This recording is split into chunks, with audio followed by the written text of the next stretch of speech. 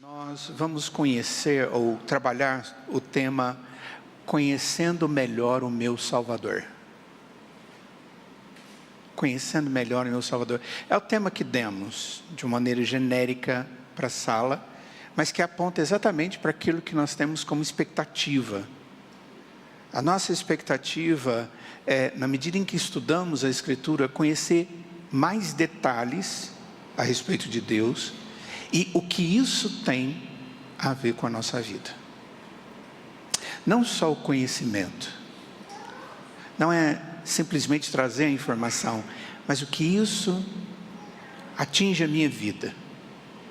Por exemplo, hoje nós vamos começar falando do nosso Deus que é Criador. Afinal de contas, a gente conhece muito a respeito disso. Mas quais são as implicações do fato de Deus ser Criador? Como isso me faz ter mais esperança, conviver na presença de Deus, ter um argumento adequado a respeito da minha fé diante das outras pessoas. Na última quarta-feira, foi na quarta e na quinta semana, começamos os nossos grupos de estudo, nós falamos sobre oração. E uma das coisas importantes que nós vimos é que a oração cristã, ela está intimamente relacionada ao nosso conhecimento de Deus.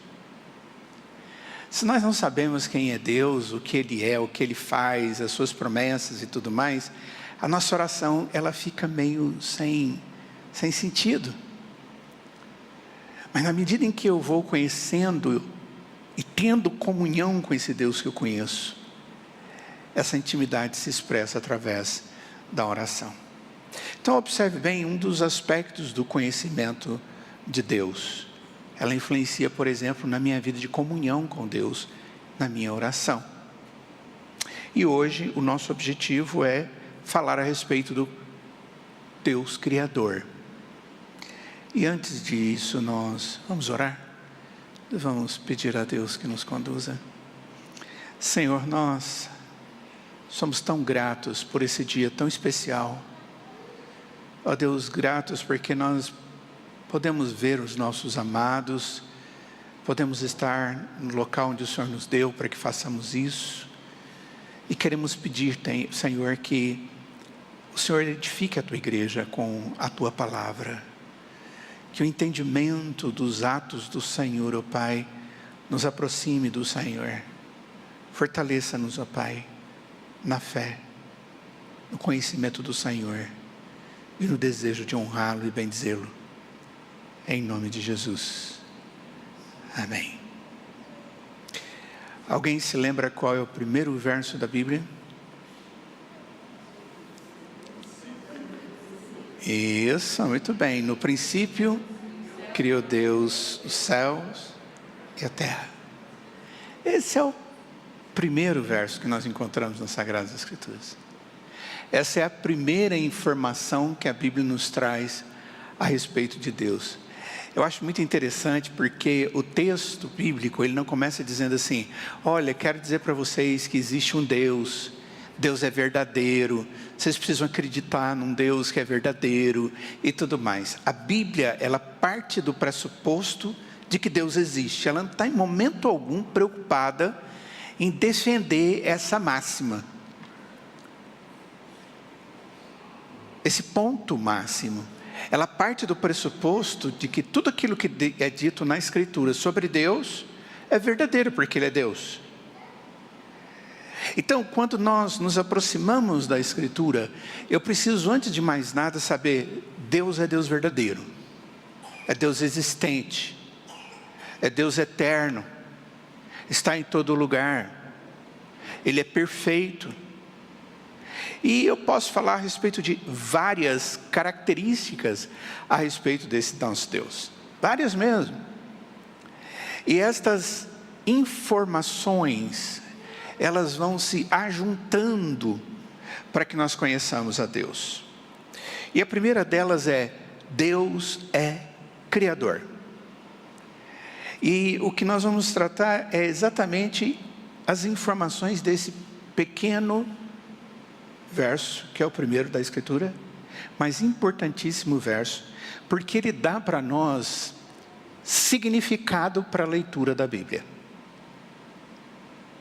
Se isso aqui não é verdade, o restante da Escritura pode ser também questionado. Pode ser mudado, pode ser modificado, pode ser recriado ou coisa dessa natureza. Aí você fala, puxa, mas isso acontece? Ixa, acontece muito. Existem muitos que ficam pegando a Escritura e na expectativa de compreendê-la melhor, inventar coisas. E ainda chamar de pensamento bíblico cristão. Eu vou dar algumas pinceladinhas disso no decorrer do nosso estudo. A primeira coisa que o texto vai nos falar é sobre o tempo da criação. A expressão é no princípio. O que significa criação e o que significa no princípio? Eu construí uma definição aí de criação. É claro que ela pode ser aumentada, ela pode ser acrescentada em alguns detalhes, mas eu tentei pegar em poucas palavras aquilo que é a essência do ato criador. Então eu defini da seguinte maneira, essa é uma definição minha. O texto diz, criação é o ato divino de trazer à existência todas as coisas existentes pelo seu poder, vontade e determinação. Ou seja, não é um ato de alguém que não seja Deus. Somente Deus é criador. E eu vou mostrar isso para vocês porque a palavra criou, ela é usada na Bíblia só para Deus. Sabiam disso? Aquela expressão que está ali em Gênesis, sobre criação, todas as vezes que é usada, ela é usada única e exclusivamente para Deus. Existem outras palavras que são traduzidas como criação, ou criou, ou criador. Mas essa especificamente é usada só para Deus. Olha como é a palavra cheia de detalhes. Então é um ato de Deus. Ele traz à existência tudo o que existe, que você pode ver, que você pode não ver, que está além dessa terra que vivemos, que está no universo que nós conhecemos extremamente pouco. Como também da própria terra, que nós conhecemos muito pouco. Mas esse ato, ele é ato de Deus. Como ele faz tudo acontecer? Ele faz através de um poder que é único, através de uma vontade que é só dele, de fazer tudo exatamente do jeito que ele quis, e por causa disso ele determinou, e as coisas vieram a acontecer. Ou seja, ele faz o poder dele cumprir a vontade dele, e aí ele diz, haja, e as coisas acontecem. Mas quando isso acontece? A Escritura diz que é no princípio. Essa ideia aqui é uma ideia muito interessante, porque ela nos aponta para uma criação que é real, ela é histórica, foi um fato histórico, ela é sobrenatural. Ela é sobrenatural na criação da terra, dos céus, do ser humano e de cada detalhe. Não é algo natural, não é algo comum. E aí a gente já começa a distanciar de muito daquilo que a gente tem visto por aí a respeito da existência de todas as coisas, inclusive de mim e de você. Não é algo natural que veio acontecendo diante de algumas mudanças, diante de algumas coisas que geraram isso, produziram aquilo e vai por aí afora. Nós cremos que é uma criação real, histórica, e quando Deus diz, haja, essa expressão determina a existência de algo que não existe. Ele diz, haja. Essa é a visão bíblica, é a visão cristã, judaica, daqueles que prezam pela própria palavra de Deus. Existem aqueles que tentam negar, ou modificar isso, lançando dúvidas sobre a Escritura. Algo que é difícil, né? Porque se você for olhar e tem uma postura como alguém que entende que a Escritura é a palavra do Deus existente, no sentido dela ter sido revelada, no sentido do Espírito Santo é aquele que sustenta historicamente para que ela pudesse chegar de maneira sobrenatural na minha mão e na sua mão, sem que se perdesse a essência da revelação divina, você vai caminhar pela Escritura e você vai encontrar outros textos da Escritura que vão falar exatamente a respeito desse ato criacional. Da mesma forma que nós encontramos aqui nesse texto. Então, negar ou modificar para nós é algo que não gera problema ou dúvida sobre a confiabilidade do que Gênesis traz, do que o texto de Gênesis capítulo 1 e capítulo 2 nos traz. Não cancela o fato daquilo ser tratado como verdade. Vamos ver alguns textos, eu creio que são textos importantes para nós. Abra sua Bíblia, em Êxodo, segundo livro da Bíblia. Capítulo 20. Êxodo capítulo 20 é o texto que fala sobre a lei de Deus, lembram disso? Fala sobre a lei de Deus.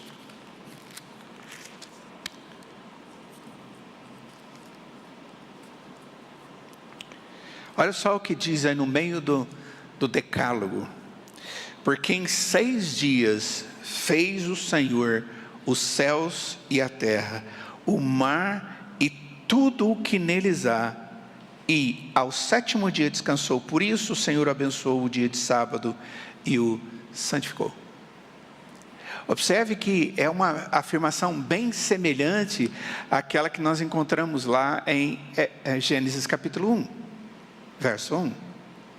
Onde o texto está reafirmando aquilo que lá atrás a palavra de Deus nos trouxe. O mesmo autor desse texto de Êxodo foi o mesmo autor de Gênesis. E ele foi o autor de qual texto mais? Quantos livros Moisés? 5, quais são? Gênesis, Êxodo, Número, Levítico, Deuteronômio. É chamado de Pentateuco, certo? Penta 5, os 5 livros da lei. E você vai encontrar Moisés o tempo inteiro repetindo isso. De que a criação é ato divino. E o que ele criou? Tudo. Aí você fala, bom, então essa é a visão de Moisés. Fez as suas pesquisas, orientado pelo Espírito, de todas as informações que lhe foram chegadas. O Espírito de Deus iluminou para que ele organizasse essas informações e ele registrou. Foi exatamente isso.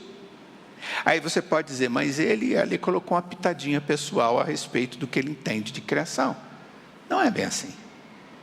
Porque existem outros textos que falam a respeito desse ato criacional, tanto no Novo Testamento quanto no Antigo Testamento.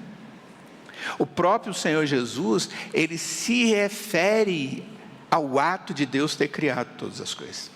E até usa essa expressão de Deus Criador para fazer uma advertência para aqueles que o ouviam. Isso acontece várias vezes na palavra de Deus.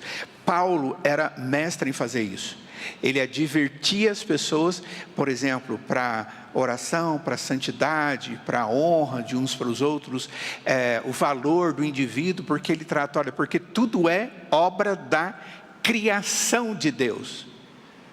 É obra do Criador, então ele tem que ser honrado e a criação dele tem que ser respeitada. Eu não devo tirar a vida de alguém, eu não posso desonrar alguém, eu não posso maltratar alguém, eu não posso ter raiva de uma pessoa, porque ele é fruto do ato criacional, ou do ato do Deus que cria.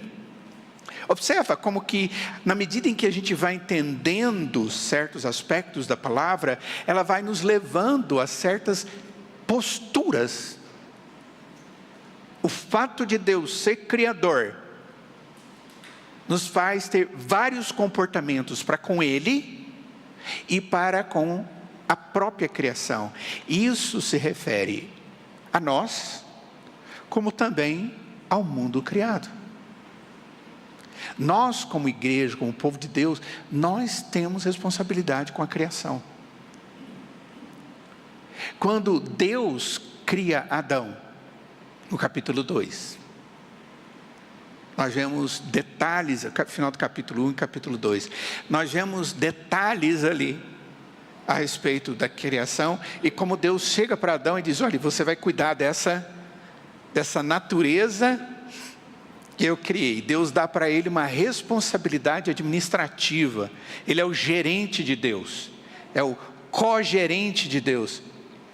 E Deus diz, olha, você vai pôr nome, o que você puser vai ser, o que você fizer vai estar feito. O que você determinar, você é a coroa minha na criação, e você tem poder sobre toda a criação. É algo fantástico, dando aquela ideia de cuidado, de zelo, de responsabilidade com a criação. Algo que nunca Deus chegou para Adão e disse, você não tem mais responsabilidade com a criação. A igreja, o povo de Deus, ela tem responsabilidade com a natureza. Até acho que ela deveria ser a maior responsável com referência a esse tema, no sentido de cuidar das coisas próprias da natureza. E eu creio que nós somos muito omissos nessa situação. Caminhando um pouquinho mais sobre essa questão do tempo da criação, eu olhando para o texto de Gênesis capítulo 1, verso 1, especificamente, é como se você estivesse lendo a síntese daquilo que nós vamos encontrar no capítulo 1 todo e no capítulo 2, onde nós vamos ver detalhes da criação. No primeiro dia Deus criou isso, no segundo dia Deus criou aquilo, no terceiro dia Deus criou aquilo, no sexto dia Deus criou o homem, a coroa, e viu Deus que tudo era muito bom. Era tudo muito bom. Aí você chega no capítulo 2, tem mais informações a respeito da criação desse homem. Não que o texto do capítulo 1 fala de uma criação e o capítulo 2 de uma outra criação.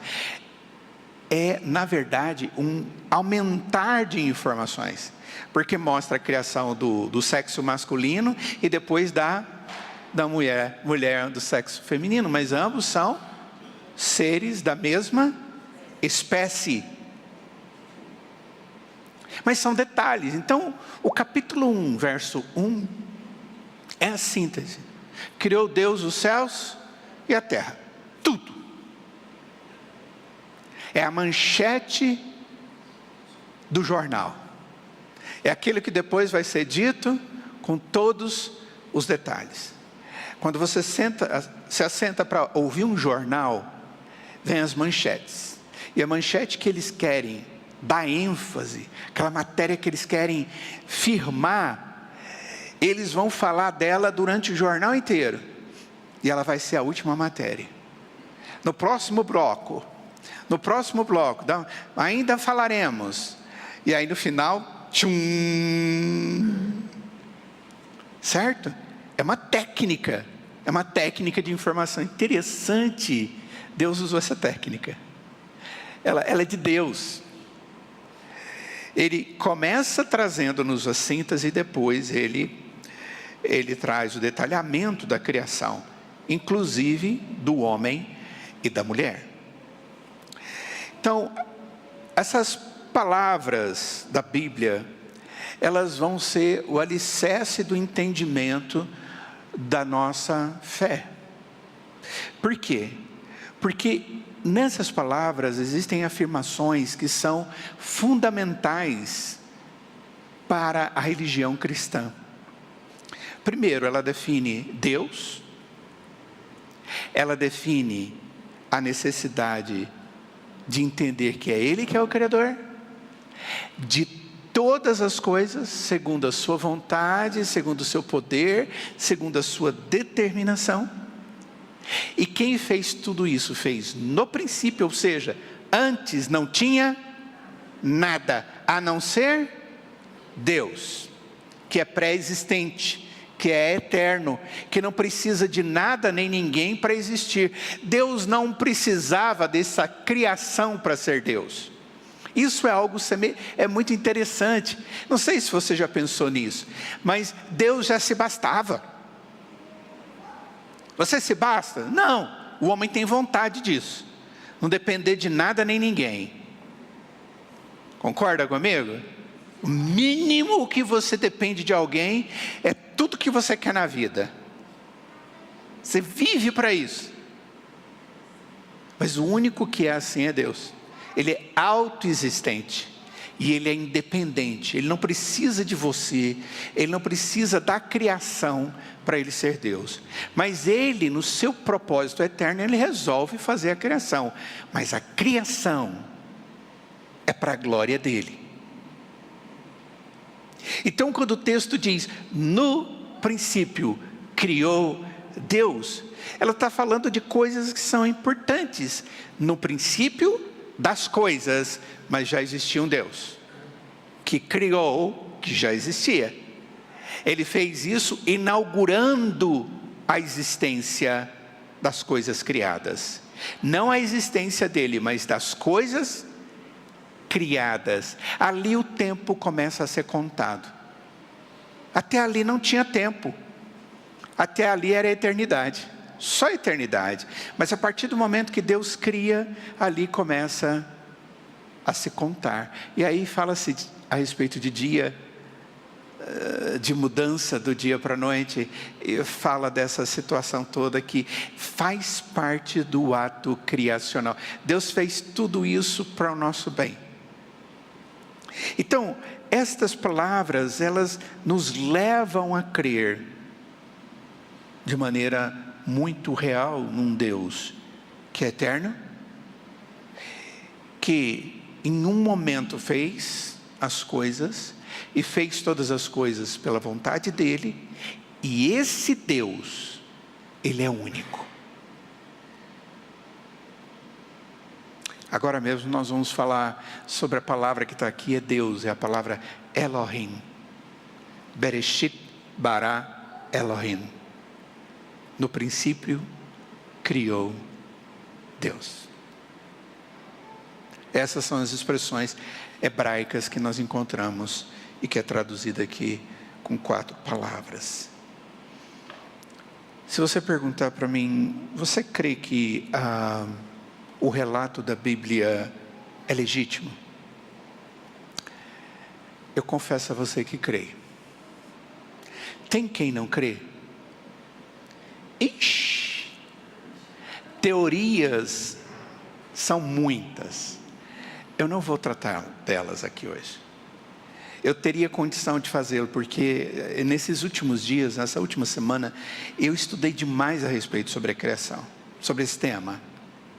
Numa visão cristã, vendo o que esses movimentos, essas ideologias, essas teorias falam. Observem bem, são teorias, não são teses.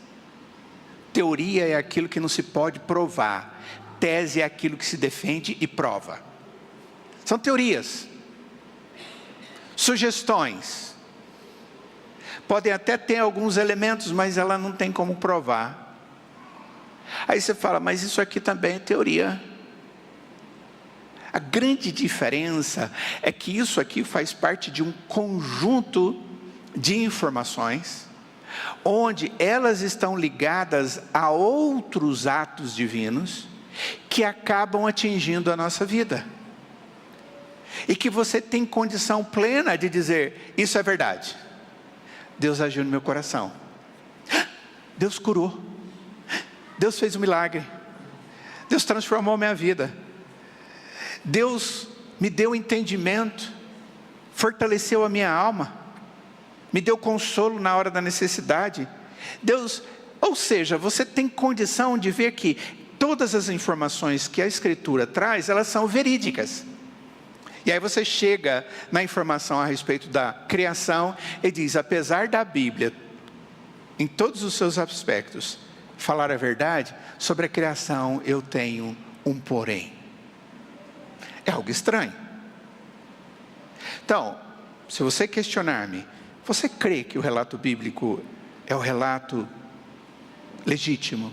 Creio. E ainda vou além, eu creio que é o único.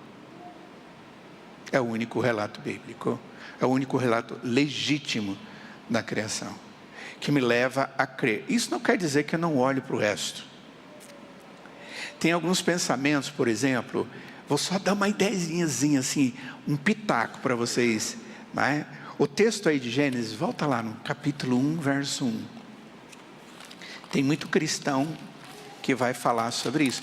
Isso é desenvolvido no meio cristão. Ó. No princípio criou Deus os céus e a terra, porém, estava sem forma e vazia, havia trevas sobre a face do abismo, e o Espírito de Deus pairava sobre as águas. Qual a ideia? A ideia diz, Deus criou, mas tudo ainda estava desorganizado e era meio que um caos. Aí houve um grande tempo. Aí Deus veio e começou a criar. Porque a partir do verso 3 diz, e disse Deus, haja luz.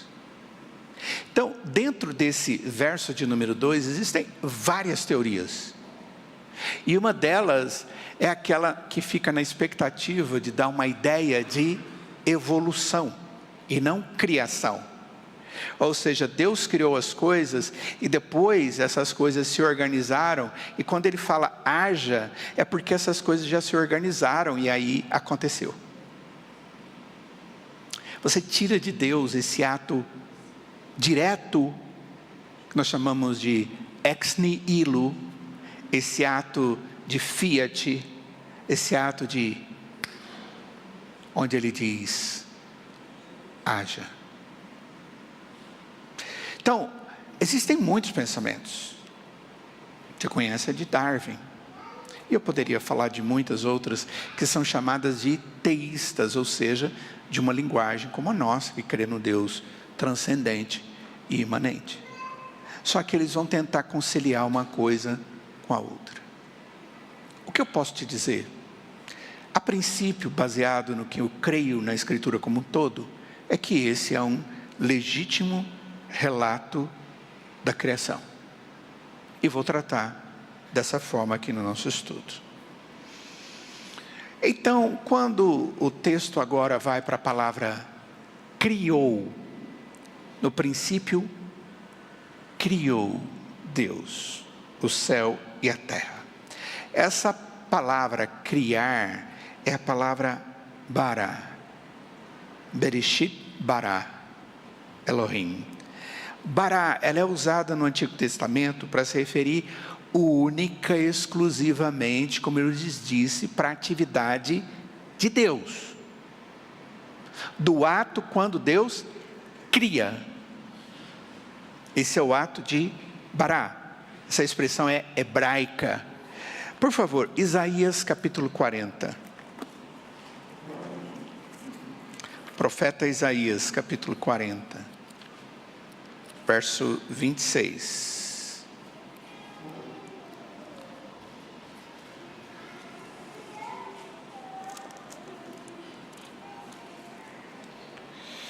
Oh, eu anotei errado. Me perdoem.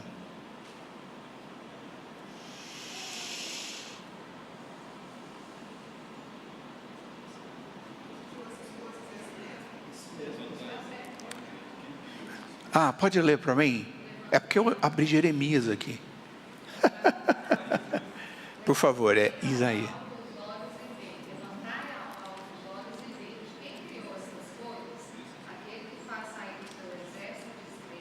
Isso. Aham.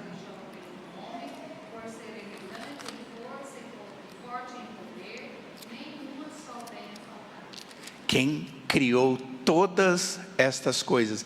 E o texto diz que ele conhece todas as coisas. Ele não só criou. Interessante, quando a gente fala sobre conhecimento de Deus, você pode dizer, como é que Deus me conhece? Como é que Deus te conhece, Silvio?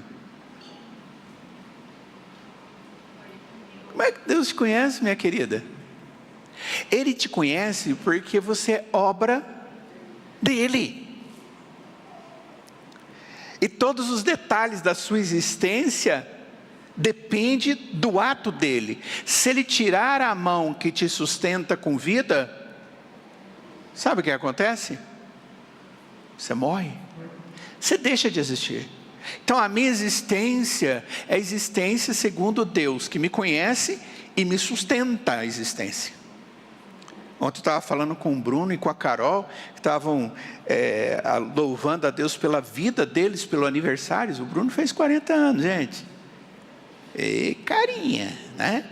Glória a Deus por isso. Eu estava dizendo para eles, olha, a gente precisa olhar para a vida e ver que ela veio de Deus e todos os detalhes dela. Então, quando eu digo a respeito do mundo de uma maneira geral, Deus conhece todas as coisas. Primeiro, porque Ele as criou. Segundo, porque Ele as determinou. E porque elas vieram a existir.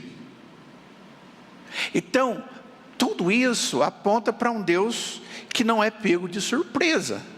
E é um outro aspecto muito interessante ligado ao ato criacional. Deus conhece as coisas porque Ele é criador de todas as coisas. As placas tectônicas que ficam mexendo por aí, que já mudaram os continentes e que agora teve aquele terremoto. Nossa, Deus não sabia disso e aconteceu essa desgraça. Deus não foi pego de calça curta não, querido. Quem criou o mundo e deixou que fosse assim e que inventou as coisas desse jeito por algum propósito, foi Ele. Inclusive nós. Voltando, a palavra Bará, se referindo à criação, que nós encontramos também em Isaías capítulo 40, e não Jeremias, como eu fiquei procurando aqui, 40 verso 26, é uma expressão, é uma palavra, é um vocábulo usado se referindo a Deus e o ato criacional de Deus, única, exclusivamente. Somente Deus é aquele que pode ser o sujeito de uma frase onde a palavra é Bará, o verbo, criador. Certo? Então, o que isso nos leva a compreender? É que o autor, quando ele faz isso, ele está querendo mostrar para nós que, a não ser Deus, é criador. Não existe outro Deus que pode reivindicar o ato criacional. Somente o Deus das Sagradas Escrituras. Essa é a intenção do autor ao usar essa palavra de maneira exclusiva. Sem sombra de dúvida. Ninguém pode reivindicar isso. Nem Deus pode reivindicar isso. Outra coisa, essa palavra Bará, criar, não é uma criação desordenada, é uma criação ordenada, correta, que atinge aquilo que tem como função. Quando Deus cria a água foi criada por Deus por um motivo específico, e ela é determinada por Ele ter funções. Uma delas, a nossa sobrevivência. Bota uma pessoa num lugar sem água. Eu não sei quanto tempo uma pessoa pode sobreviver sem água, mas sem água, ela vai morrer. As criaturas existentes, todas elas precisam de água. Eu acho interessante, mas é muito claro isso. Essas incursões dessas naves interestelares que têm sido lançadas por aí para alguns desses planetas, planetoides e tudo mais aí, qual é a grande intenção deles? Achar água. Sabe por quê? Porque se tem água, há a possibilidade de ter existência de vida, não é? Quem sabe acha uma ameba por lá. Mas é muito diferente uma dessa para um ser humano organizado como nós somos, né? Então, essa ideia de criação, aqui ela é individualizada, é para Deus, e ela tem função específica. É um ato criador de Deus, onde Ele traz ordem, e Ele traz organização para todas as coisas no mundo onde a gente existe, onde a gente vive. Quando a gente estuda na escola, a gente vê, por exemplo, que um peixe de água doce não sobrevive num rio ou no mar de água salgada, e vice-versa, porque eles não foram feitos para aquilo. Eles vão morrer. Um vai inchar, o outro vai murchar. É estranho isso, né? Mas Deus não fez só água, mas fez água doce e água salgada. Ainda dividiu tudo. E onde existe água doce, normalmente? Onde as pessoas estão andando, onde tem terra. Onde precisa de água doce. E a água salgada? Demais, onde vai poder ter produtos químicos e outras coisas que o homem que vive na terra precisa. Já pensou nisso alguma vez? Nessa sabedoria de Deus? Se o rio que passasse ali, não, esse rio não dá para beber a água dele não, porque a água dele é salgada. Bom, peraí, não foi assim que Deus criou. Vamos caminhar. O texto continua dizendo que Deus criou o céu e a terra. Criou Deus o céu e a terra. E o que é mais interessante aqui é que o texto e as palavras dão a ideia de que feitos do nada, de algo que não existia. Essa expressão criar aqui, criação, ex nihilo, que é uma expressão que vem do latim, significa do nada. Não existia isso ou aquilo, mas ele simplesmente fez. Mas é interessante que em alguns outros textos que a gente encontra aqui em Gênesis capítulo 1, o texto diz assim: fez Deus sair da terra. Vocês já viram esse detalhe? Fez Deus nascer da terra. É como se ele pegasse aquilo que ele fez, a terra foi criação dele, e dela ele fez brotar animais. E eu fico pensando um elefante saindo da terra. Mais ou menos isso que dá a ideia ali do texto. Você acha isso estranho? Quando Deus fez o homem, Ele fez o homem da terra. Tanto o barro quanto a água foi feito por Deus. E Ele usou isso para fazer os animais. O que de errado tem nisso? Mas tudo isso é ato de Deus. É Ele que fez todas as coisas. É Deus não usando nenhum material pré-existente na criação. Literalmente Ele criou do nada. E aqui a gente vai ter sério problema com o evolucionismo. Porque eu aprendi na escola, e os seus filhos estão aprendendo hoje na escola, e se ele falar que ele crê na criação de Gênesis capítulo 1, verso 1, e ele puser isso na prova, ele está lascado. Desculpe a expressão. ele vai ser alguém que receberá bullying do próprio professor. Porque ele só tem o direito de pensar naquilo que cientificamente, mesmo sendo uma teoria, tem que ser aceito. Ou um conjunto de teorias. Qual é a ideia? É a ideia de uma matéria pré-existente, lembra ali do verso 2 que eu falei para vocês? Daquelas coisas que Deus criou e está ali desorganizado, mas está ali. Aí elas vão se organizar durante... E aí eles falam de milhões, bilhões de anos e aquelas coisas todas. Certo? E aí vai. Nós temos argumento contra isso? Temos como cientificamente trabalhar a respeito desse tema? Tem. Então lá vai uma dica para vocês que são pais. Leia sobre esse material cristão, sobre criacionismo e as refutações de algumas teorias evolucionistas numa visão científica. Você pode ter acesso a isso.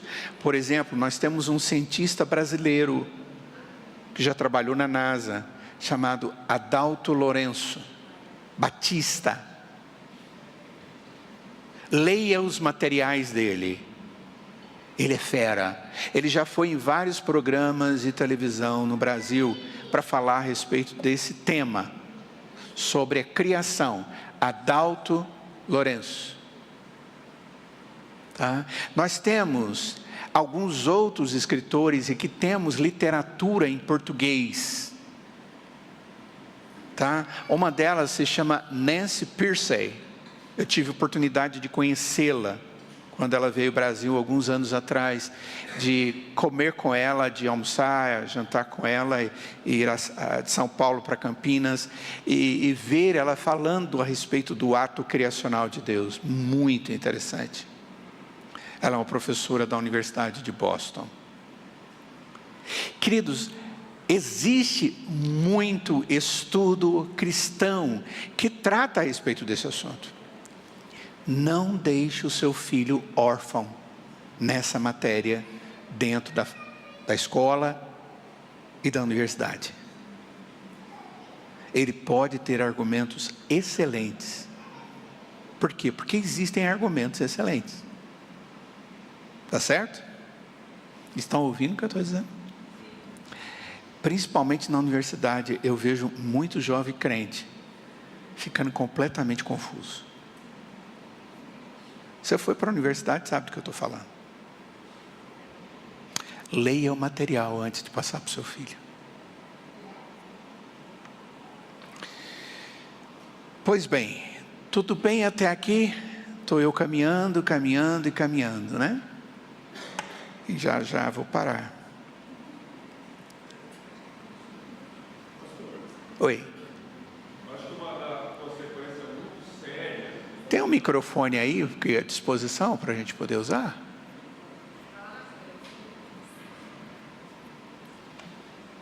Para quem está na internet poder participar também. Obrigado, Emerson. Qual pode usar? Oi. Isso. Não, uma consequência muito séria de não crer na criação é que você nega a Bíblia, Sim. certo? Que a Bíblia afirma isso. E pior, se Deus não criou, que direito Ele tem sobre a gente? Dizer o que é certo, o que é errado. Exato. Então negar, quem não acredita que Deus criou, não tem nada o que fazer numa igreja cristã. Porque está jogando fora o princípio fundamental que orienta a nossa vida, né? Então, é inadmissível um cristão não crer na criação de Deus. É verdade. E essa é uma das conclusões que nós vamos chegar aqui, né, nas aplicações, de que essa introdução aí, ela é o leque para toda a Escritura. Se você questiona esse leque, ou essa síntese, como eu coloquei no início, você vai comprometer todo o entendimento, inclusive, principalmente, a própria obra de Cristo. Se a gente não acredita no primeiro verso da Bíblia... Ok. Exatamente isso. Bom, eu vou ficar por aqui sobre a questão da criação. Na próxima semana eu vou falar sobre a criação, o Criador. Então até agora eu falei sobre a criação. Semana que vem eu vou falar sobre o Criador e a nossa relação com o Criador. A nossa dependência do Criador. É sobre isso que nós vamos falar na próxima semana. Pode perguntar, querido. Esse tema, na verdade, ele é assim... vastíssimo. Eu complementaria o Emerson, dizendo que, na verdade, se você questiona a criação, você questiona até princípios básicos de humanidade. Por que matar? Por que não matar? Simples assim, porque são princípios que vêm do cristianismo, na verdade, vêm da Bíblia, né? Princípios básicos da humanidade. Esse é um argumento que nós encontramos na Escritura, no Pentateuco, sobre o não matar. É porque nós somos feitos por Deus, criaturas de Deus, pertencemos a Deus e não temos o direito de fazer isso. Sim. É exatamente isso que você está dizendo. Tem mais 2 pontos que eu queria perguntar, né? A Bíblia não fala sobre a criação dos anjos, a gente sabe, mas não tem explicação da criação de outros planetas e do universo, de tudo mais, né? Deus decidiu não revelar isso e como isso foi feito para a gente. Tudo bem. E aí a gente tem no capítulo 2, primeiro versículo, né? Uma criação de um exército. O que seria esse exército? Então esse é um ponto que eu queria perguntar. E segundo, é porque a gente tem também no cristianismo 2 linhas, que os 6 dias de criação são 6 dias e a terra literais. E a gente tem uma outra linha que fala que esses 6 dias são 6 etapas. E isso pode talvez ser visto também à luz de 2 Pedro, né? 2 Pedro 3, onde fala lá que um dia para Deus é 1000 anos e 1000 anos é um dia e etc. Aí eu queria que o senhor comentasse sobre isso. A minha resposta sobre isso é uma aula inteira, no mínimo. Mas não são só 2 interpretações, viu, meu querido?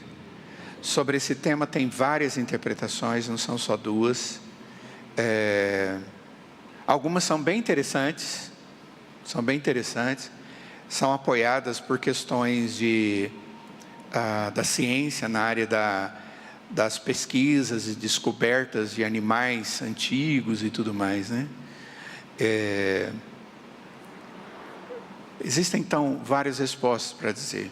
Então, eu tenho a tendência de entender que são dias verdadeiros, certo?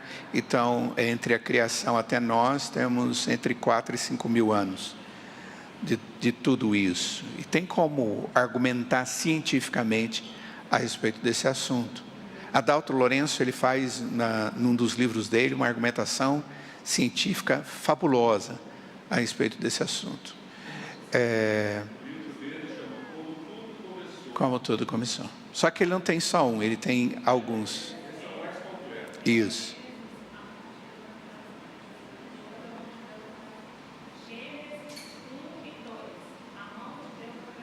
Ok. Gênesis 1 e 2, a mão de Deus na criação. Então, tem material. O que eu quero que vocês entendam é que nós não estamos órfãos dessa matéria. Na defesa das Sagradas Escrituras e da visão criacionista, que é a visão bíblica, que difere em muito da visão evolucionista. Tá? Tem uma linha dentro do cristianismo chamada criacionismo evolucionista. Olha só, você pega as 2 e conjuga para tentar explicar.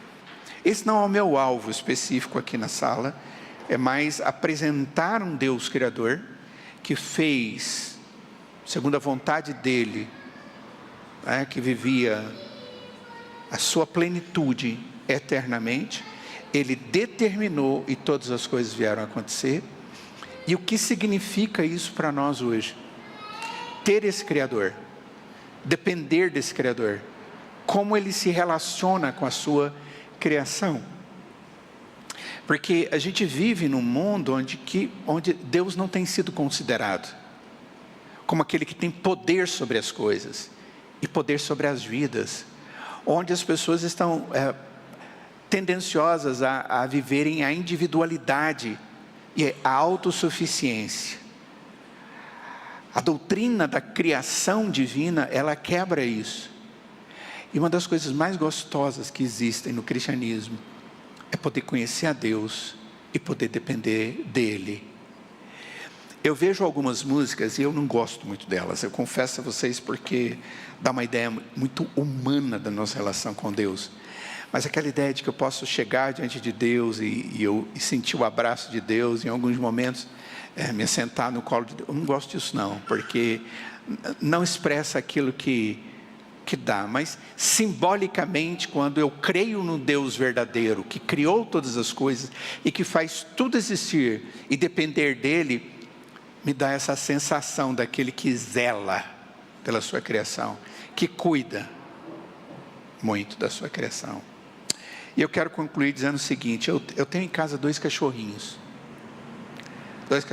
eu tenho 2 bacês, 2 linguicinhas.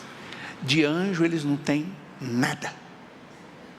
São 2 bichos super levados, latem para valer, qualquer barulhinho, eles fazem a casa cair para baixo.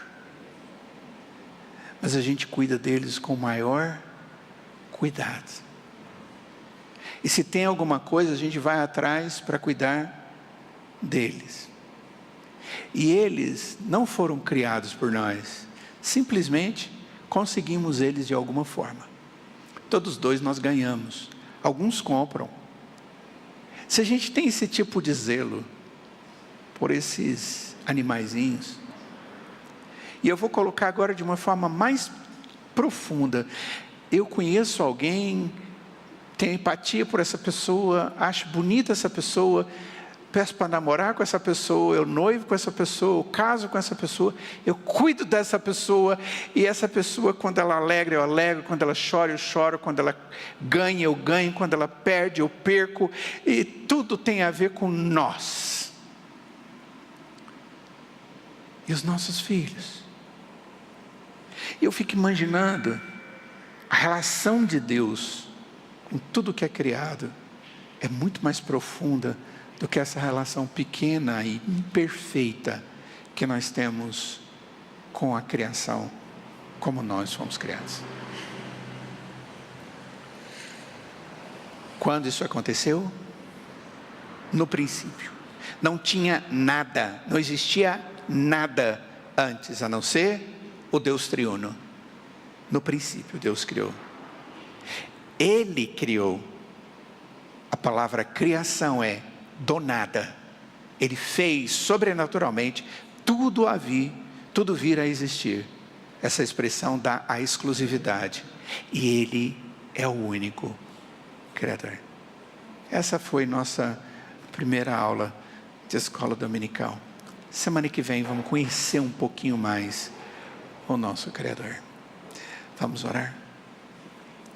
Senhor, obrigado por esse tempo, pela vida dos irmãos, pela disposição que o Senhor tem nos dado, Pai, para abrirmos a Tua Palavra e buscarmos informações que são tão importantes e conheçamos.